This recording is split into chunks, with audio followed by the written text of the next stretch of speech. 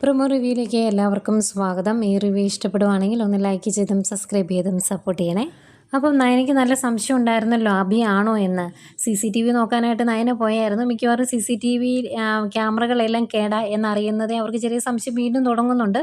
അതുകൊണ്ട് തന്നെ അബിയോട് സംസാരിക്കുന്നുണ്ട്.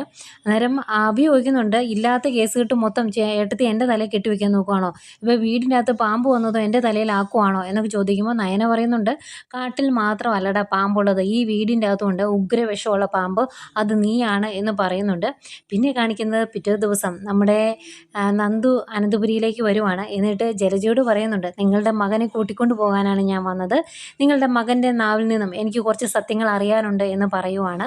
അന്നേരം അഭി ചോദിക്കുന്നുണ്ട്, ഞാൻ എന്ത് തെറ്റ് ചെയ്തു എന്നാണ് പറയുന്നത്, എന്നെ എന്തിനാണ് കൊണ്ടുപോകുന്നത് എന്ന് ചോദിക്കുമ്പം അതൊക്കെ സ്റ്റേഷനിൽ ചെല്ലുമ്പോൾ ഞാൻ പറയാമെന്ന് പറയും.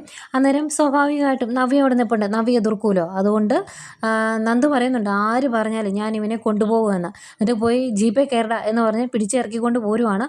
അന്തേക്കും നവ്യ ഓടി ഇറങ്ങി വരുന്നുണ്ട്. നവ്യ ഭയങ്കര ദേഷ്യത്തിലാണ്, നന്ദുവിൻ്റെ കയ്യെ പിടിച്ച് നിർത്തുന്നൊക്കെയുണ്ട്. പക്ഷേ നന്ദുവിൻ്റെ അടുത്ത് അത് നടക്കത്തില്ല, ഉന്തിത്തള്ളി അഭിയെ കൂട്ടിക്കൊണ്ട് പോകും. ഇതൊക്കെയായിരുന്നു പ്രമോ വിശേഷങ്ങൾ.